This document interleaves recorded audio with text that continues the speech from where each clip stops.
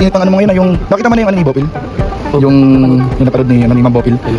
Actually, Mang Jun, nag-concern kami dun sa'yo, kinabahan kami kasi nagulat kaming lahat na nagkaroon ka ng video. Please lang, Kuya Jens. Tigilan mo si Mang Jun. Talaga, alam mo sa totoo lang, sobrang taba ng utak mo. Purong aligi. So ayan mga kalingap, sino nga ba ang nasa panig ng tama at mali? Reactor versus reactor. Pero guys, mga kalingap, baka nakakalimot na. Tandaan, we are one kalingap, one family. Meron nga bang nagmamalinis at nagmamagaling? At si Mang Jun, talagang litong-lito na.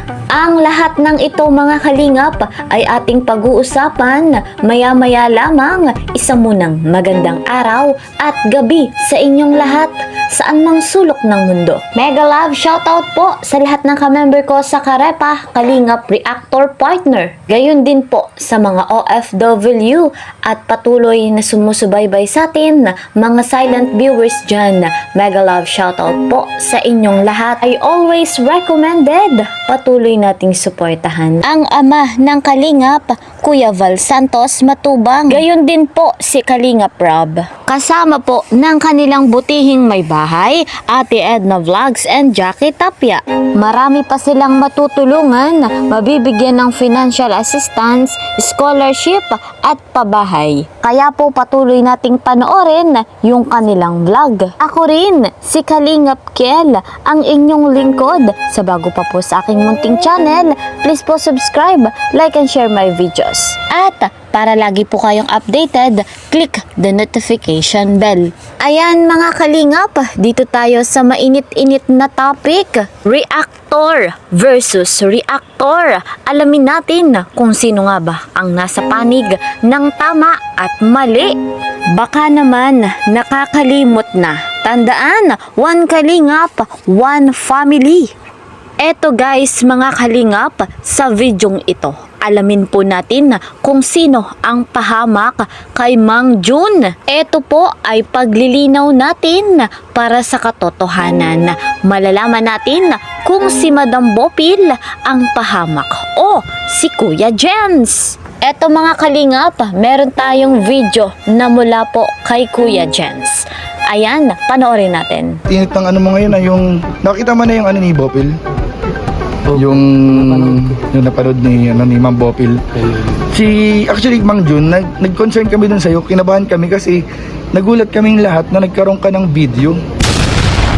Paano ka nagkaroon ng video dun Mang Jun? Anong nangyari? Ano po, nagulat nga ako na ginawa na akong reactor na hindi ko alam kasi hindi mo ako nagpa-vlog. Oo, hindi ka mo talaga vlogger. Hindi mo na ako vlog. Kumbaga Mang Jun, yung survey na ginawa natin sa'yo ay biro lang na sinama kita. Ay syempre hindi ka na rin iba sa amin kasi kasama mo bagang K-Boys. Tapos tauhan ka pa ni Kalingap Rob.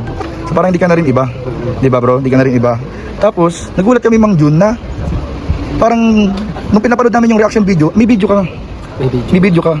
Na sinabi mo dun sa video na parang kinabahan ka daw no, nalito ka. Na unang-una naman wala ka namang maling ginawa. Mang Jun, hindi mo kailangan magpaliwanag doon sana. Hindi ka alam kung ba't nagpaliwanag ka. Ano bang buong nangyari? Nakabahan kasi po ako kasi kala ko magagalit sa akin yung reactor. Sino nga si ano? Si ate Mukmuk. Oo. Galit sa akin. Pero matagal na kayo nagkakausap nun ano? Opo, kasi ano pa niyan nag-chat po sa kanya. Nag-uusap, nagkukumustahan. Kumustahan lang. Friendly chat lang. Tapos? Nag-send ako ng video sa kanya yung nag-tiktok kami ni Rabay. Pero isang beses lang yun. Tapos yung picture namin ni July Pauline, sinend ko sa kanya yung... O ayan mga kalingap, nilinaw po dyan na si Madam Bopil at si Mang Jun ay friends. Ito po ang dahilan kung bakit nga ba humingi ng sorry itong si Mang Jun kay Madam Bopil. Panoorin natin. Naghihingi ako sa kanya ng sorry para alam niya na hindi ako sa kanya yung wala akong tinatamaan sa sinasabi ko sa kanya. Naghingi ako sorry para hindi siya magalit sa akin. Video mo sana sa kanya yon. Video ko sa kanya. Ito po mga kalingap, pakinggan natin yung panig ni Madam Bopil. Please lang, Kuya Jens. Tigilan mo si Mang Jun. Talaga, alam mo sa totoo lang, sobrang taba ng utak mo. Purong aligi.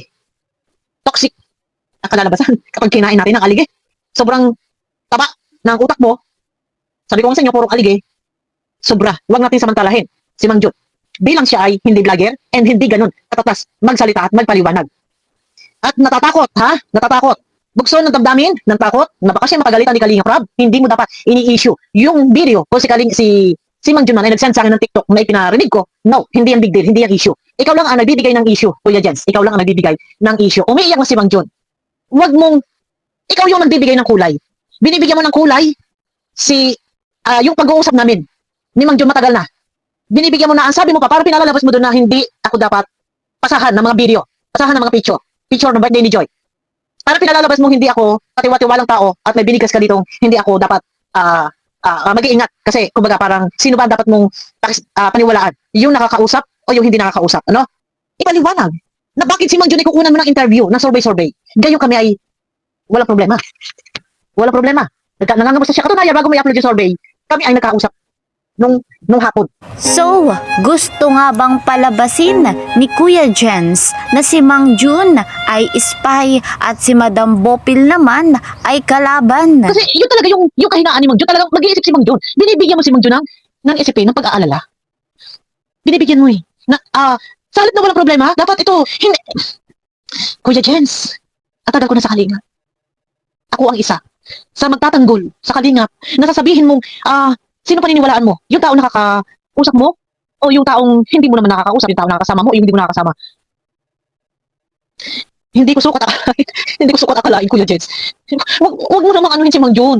Ito ha, survey yun eh. Nag-umpisa sa survey, guys. Yung survey, Yan nga po mga kalingap, nagsimula nga po ito doon sa survey. Pero guys mga kalingap, kung sakali nga pong tanggalin ni Kalinga Prab si Mang Jun sa kanyang trabaho, sino nga ba ang may kasalanan? Sino dapat ang sisihin? Si Madam Bopil o si Kuya Jens? Sa issue pong ito mga kalingap, sino nga ba ang nasa panig ng tama at mali?